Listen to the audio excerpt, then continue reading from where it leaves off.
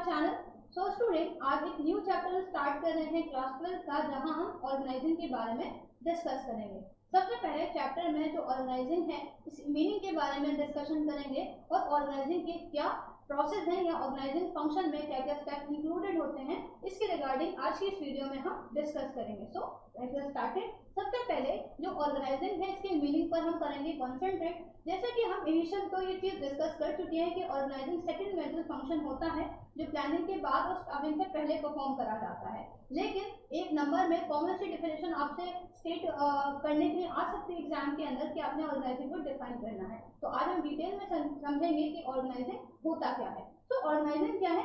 Actual में जब हम प्लान कर लेते हैं उसके बाद हम नेक्स्ट ये फंक्शन परफॉर्म कर रहे हैं, तो हम ऑर्गेनाइजिंग की मदद से, ऑर्गेनाइजिंग फंक्शन की मदद से ऑर्गेनाइजेशन स्ट्रक्चर को क्रिएट करते हैं। ठीक है, ऑर्गेनाइजेशन स्ट्रक्चर मतलब जो ऑर्गेनाइजेशन है उसका फ्रेमवर्क, काम करने का जो एक तरीका है, एक फ्रेमवर्क है काम से रिलेटेड, उसको क्रिएट करने में ऑर्गेनाइजिंग हमारी क्या करता है? मदद करता है। जहां पर क्या है, देखो मैं जो की पॉइंट्स है उनको हाईलाइट कर रही हूँ, जिसको क्रिएट करने में मदद करता है ऑर्गेनाइजिंग फंक्शन एक ऑर्गेनाइजेशन स्ट्रक्चर को। इसके अलावा जिसकी मदद से हम क्या करते हैं, जो भी रोल्स अलग अलग इंसान को, अलग अलग काम करने वाले जो लोग हैं वो डिफरेंट रोल परफॉर्म करते हैं, डिफरेंट पोजीशन है, तो क्या काम करेंगे, क्या उनका रोल होगा, कितना कंट्रीब्यूट करेंगे, क्या उनको रिस्पॉन्सिबिलिटी दी जाएंगी, क्या रिस्पॉन्सिबिलिटीज को असाइन करना, रोल्स डिफाइन करना, ठीक इसमें बताया जाता है। ये क्लैरिटी किसमें होती है?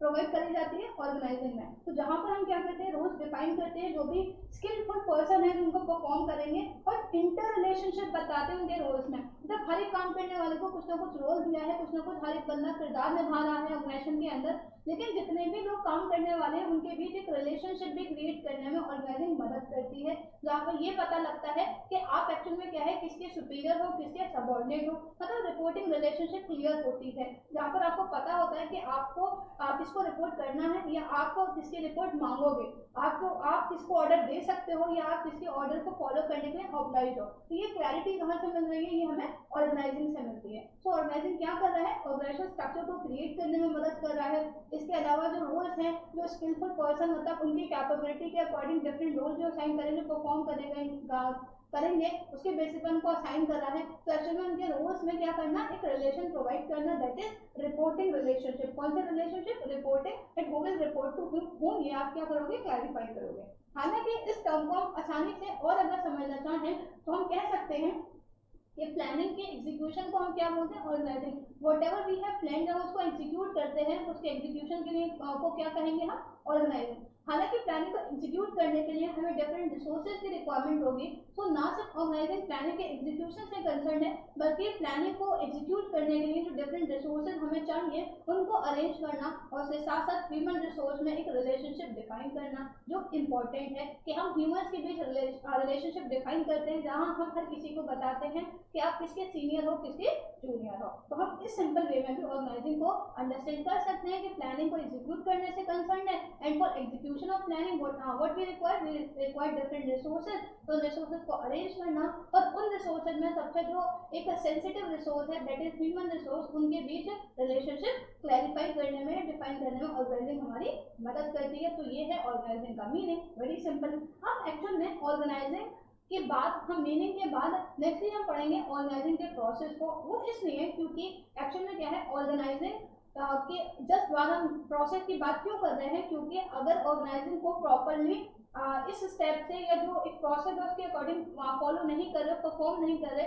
तो हमें जो बेनिफिट्स हैं उसको वो भी नहीं मिल पाएंगे, जो सिग्निफिकेंस है वो भी नहीं हम देख पाएंगे। तो इसीलिए क्या है, in order to get the benefit of organizing and to ensure the importance of that particular function, organizing को प्रॉपर मैनर में परफॉर्म करना जरूरी है, प्रॉपर एग्जीक्यूशन होना जरूरी है, because organizing is concern with execution of planning. तो उसके लिए प्रोसेस है, चलिए उसको डिस्कस करते हैं कि क्या है ऑर्गेनाइजिंग का प्रोसेस। तो ऑर्गेनाइजिंग के प्रोसेस में 4 स्टेप ओनली इंक्लूडेड है, जो बड़े सिंपल भी हैं। सबसे पहले हमें क्या करना है, ऑर्गेनाइजिंग में हमें काम को आइडेंटिफाई करना है और डिवाइड करना है। जैसे कि हम अच्छे से जानते हैं कि इंसान सारे काम नहीं कर सकता, और अगर दे भी रहे हो तो काम परफेक्शन के साथ नहीं होगा और टाइमली मैनर में नहीं होगा। तो हम ये चाहते हैं कि सारा काम परफेक्शन के साथ हो, स्पेशलाइजेशन के साथ हो, साथ के साथ टाइमली मैनर में भी हो। तो उसके लिए क्या करना पड़ेगा, हमें सबसे पहले काम को डिवाइड करना पड़ेगा। अच्छा, आइडेंटिफिकेशन का ये मतलब है कि जो नेचर ऑफ जॉब है उसको समझते हुए हमें क्या करना है, लोगों को काम असाइन करना है। फॉर एन एग्जाम्पल, अगर फाइनेंस डिपार्टमेंट में आपको किसी को अपॉइंट करना है तो आप ये देखोगे कि उस पर्सन के अंदर फाइनेंस के रिगार्डिंग कुछ नॉलेज होना जरूरी है। अगर आप एक हाई पोस्ट दे रहे हो, मेन आप जॉब दे रहे हो, तो देखोगे कि उसके पास एडिशनल नॉलेज और स्पेशलाइज नॉलेज होनी चाहिए फाइनेंस की। अगर आप एक हेल्पिंग जॉब फाइनेंस डिपार्टमेंट के अंदर किसी को दे रहे हो तो देखोगे बेसिक नॉलेज तो होनी चाहिए फाइनेंस के रिगार्डिंग। तो दिस इज आइडेंटिफिकेशन, ठीक है, कि काम को आइडेंटिफाई करना। And by we can say identifying the nature of work, आप उसको क्या करो, डिवाइड करो। Because we know very well कि मैनेजमेंट ग्रुप एक्टिविटी है जहां कोई इंडिविजुअल इसको परफॉर्म नहीं कर सकता है, तो इसलिए काम को हमें बांटना है so that the workload can be share, reduce हो सके और स्पेशलाइजेशन के साथ हम काम एक्सपेक्ट कर सकें। जैसे हम देखते हैं ना, डिपार्टमेंट बनाए जाते हैं, परचेज अलग, प्रोडक्शन अलग, तो क्या है ये डिवीजन ऑफ वर्क है। हालांकि जब ऑर्गेनाइजेशन बहुत बड़े स्केल पे काम करना शुरू कर जाती है तो रीजन वाइज बटना शुरू हो जाते हैं कि नॉर्थ जोन में अलग है, वेस्ट जोन अलग, ईस्ट जोन अलग। अगर मल्टी वैरायटी प्रोडक्ट्स है तो उसके बेसिस पर भी हो जाता है कि कॉस्मेटिक्स का अलग करा है, अपने क्लोथ्स का अलग करा है, एंड सो ऑन। तो this is identification and division of work.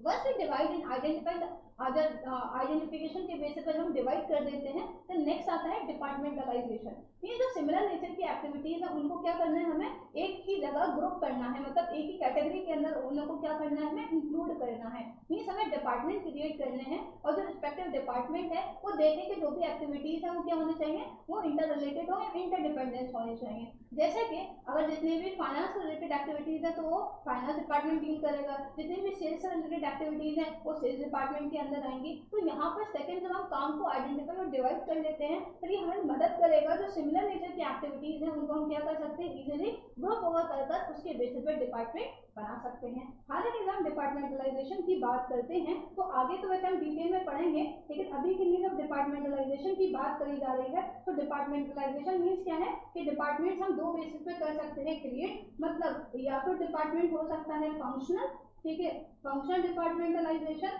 या फिर डिविजनल। अब इनमें फर्क क्या है कि जब अगर डिपार्टमेंट किसके बेसिस पे क्रिएट करे जा रहे हैं, on the basis of function.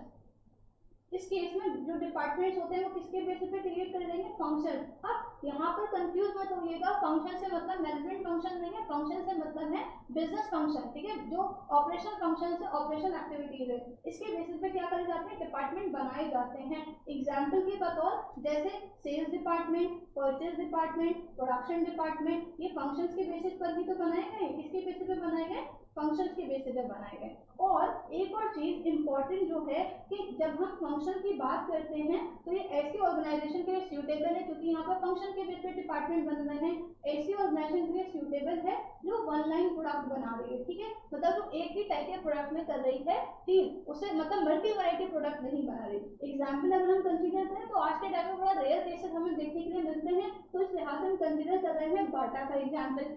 अब बाटा क्या है, बाटा एक्चुअली फुटवियर बनाता है। अब उसमें ये नहीं है कि फुटवियर में स्लीपर्स भी हैं, सैंडल्स भी हैं, ये नहीं है तो मेन फुटवियर ना, तो वन लाइन प्रोडक्ट है। तो यहाँ कौन सा डिपार्टमेंटलाइजेशन फॉलो हो रहा होगा, फंक्शन, जहाँ पर किसके बेसिस पर डिपार्टमेंट क्रिएट करे जाएंगे, फंक्शंस के बेसिस पर। ऑन द अदर हैंड जब हम बात करते हैं डिविजनल की, तो यहाँ पर क्या होगा, यहाँ पर जो डिपार्टमेंट है किस बेसिस पे क्रिएट करे जाएंगे, on the basis of products, किसके बेसिस पर, प्रोडक्ट्स के बेसिस पर। और जब प्रोडक्ट्स की बात आ गई तो इसका मतलब ये है कि ये कौन सी ऑर्गेनाइजेशन के लिए सूटेबल है, जो मोर या वी कहते हैं मल्टी वैरायटी प्रोडक्ट्स बनाती है, जो किसमें डील करती है, मल्टी वैरायटी प्रोडक्ट्स में डील करती है।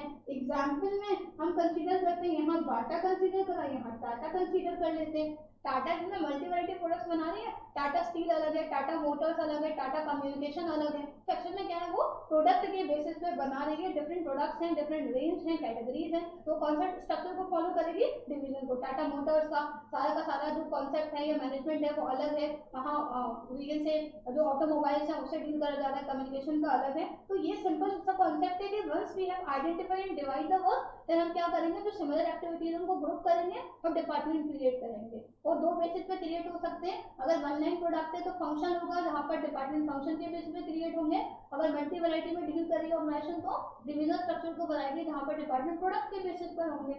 ओके, फिर डिपार्टमेंटलाइजेशन के बाद आता है कि आपने ड्यूटी असाइन करनी है, मतलब हर किसी को जॉब पोजीशन क्लियर करनी है। आपने पहले आइडेंटिफाई तो कर लिया कि हाँ हम इस डिपार्टमेंट में अगर प्रोडक्शन डिपार्टमेंट में लोगों को अपॉइंट करेंगे तो कहीं ना कहीं उनको प्रोडक्शन टेक्निक्स आनी चाहिए, प्रोडक्शन गट्स होने चाहिए कि कैसे प्रोडक्शन को एक्सेलरेट करा जा सकता है, they have a technique to get the task done at least cost and so on. तो आप एक्चुअल में क्या करोगे, आपने ये तो कहीं ना कहीं देखा कि क्वालिटीज है, लेकिन सब जो भी प्रोडक्शन डिपार्टमेंट में काम करने के लिए जितने लोगों को आपने रिक्रूट करा या सेलेक्ट करा, अब फिर आप उन्हें बताओगे, जिसको कहते हैं ना प्लेसमेंट एंड ओरिएंटेशन, फिर आप उनको बताओगे जॉब पोजीशन क्या है, उनका रोल क्या है।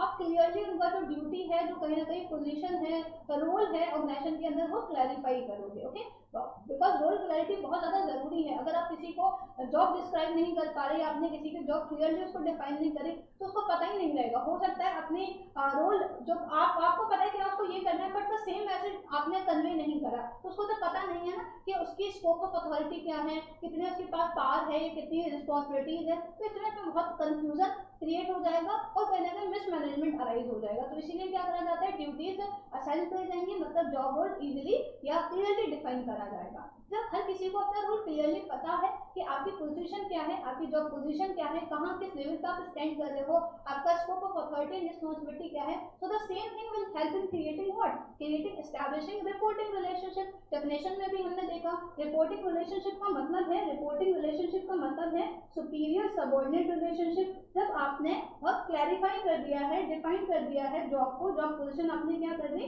क्लियरली डिफाइन कर दी, तो हर किसी को पता है कि वो किसका सबऑर्डिनेट है और किसका सीनियर है। तो एक्शन में एक रिपोर्टिंग रिलेशनशिप क्लियर हो जाएगी कि आप किसको ऑर्डर दे सकते हो, किसका ऑर्डर आपको मानना है। तो ये चीज बड़ी क्लियर हो जाएगी किसकी वजह से, असाइनमेंट ऑफ ड्यूटीज। मतलब नेक्स्ट वीक फिर भी हमें देखना है कि रिपोर्टिंग रिलेशनशिप इस बेसिस पर, मतलब थर्ड एक्टिविटी के बेसिस पर क्या क्रिएट होनी चाहिए, रिपोर्टिंग रिलेशनशिप स्टैब्लिश हो जानी चाहिए। तो बहुत ही सिंपल सा प्रोसेस है ऑर्गेनाइजिंग का, जहाँ 4 स्टेप है।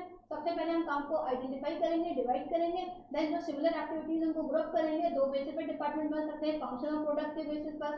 देन उसके बाद हमें जॉब रोल क्लैरिफाई करना पड़ेगा, बिल्कुल क्लियर करना पड़ेगा, that is assignment of job duties. जब हमने क्लियरली डिफाइन कर दिया होगा तो ऑटोमेटिकली क्या हो जाएगा, रिपोर्टिंग रिलेशनशिप स्टैब्लिश हो जाएगी। तो ये है मेन 4 स्टेप ऑर्गेनाइजिंग के। अगर इन 4 स्टेप को प्रॉपर्ली फॉलो करा गया है, then only the organisation can expect to enjoy और to avail the benefits of organising. Benefits enjoy कर सकती है। लेकिन अभी हम प्रोसेस की बात कर रहे हैं, मीनिंग को हमने डिस्कस करा। इंशाल्लाह नेक्स्ट क्लास के अंदर हम ऑर्गेनाइजिंग के बेनिफिट्स को करेंगे discuss. Okay student, I hope ये टॉपिक आपको क्लियर हुआ हो। अगर आपका कोई भी डाउट है, कोई भी सवाल है, तो आप हमें कॉमेंट जरूर कर सकते हैं। Thanks for watching this video, stay tuned for more video.